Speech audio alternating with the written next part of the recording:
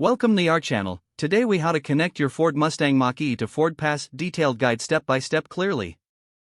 To connect your Ford Mustang Mach-E to FordPass, start by ensuring your vehicle is parked and powered on. Next, locate the FordPass app on your smartphone. If you haven't already, download the FordPass app from the App Store or Google Play. Once installed, open the app and create an account or log in if you already have one. After logging in, you'll need to agree to the terms and conditions. Now, tap on the Get Started button to begin the vehicle connection process.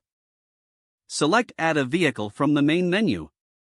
Next, input your vehicle identification number, or VIN.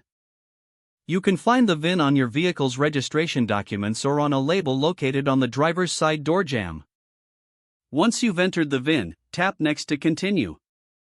The app will prompt you to confirm your vehicle model and trim. Review the information, and if it's correct, proceed by tapping Confirm. Now, the app will guide you through connecting your phone to the vehicle's Wi-Fi network. In your vehicle, go to the Settings menu on the infotainment screen. Select the Connectivity option and then choose Wi-Fi.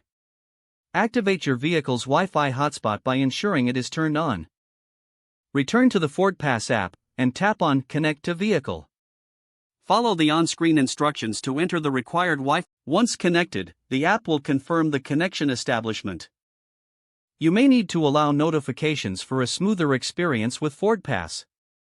When successfully connected, explore the various features available within the app.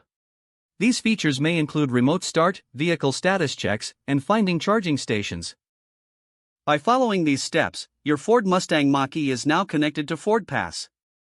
If the page does not load, refresh the browser or try again in a private or incognito window.